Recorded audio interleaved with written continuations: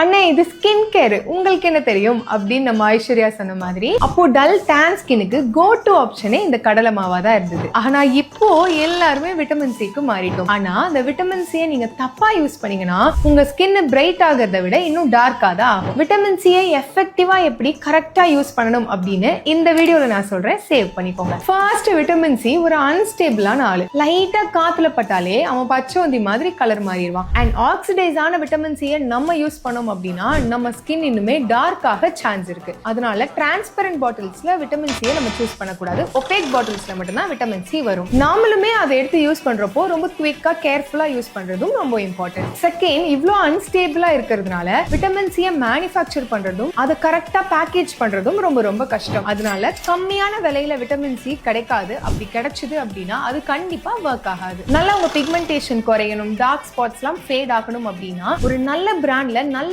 குவாலிட்டியில ஸ்டேபிளான ஒரு விட்டமின் சியை நீங்க பர்ச்சேஸ் பண்றது ரொம்ப ரொம்ப முக்கியம். இந்த பர்டிகுலர் ப்ராடக்ட்ல விட்டமின் சியோட சேர்த்து கோஜிக் ஆசிட் அண்ட் நயசினமைடும் இருக்கிறதுனால இது உங்க டார்க் ஸ்பாட்ஸ்க்கு ரொம்ப எஃபெக்டிவா ஒர்க் ஆகும்.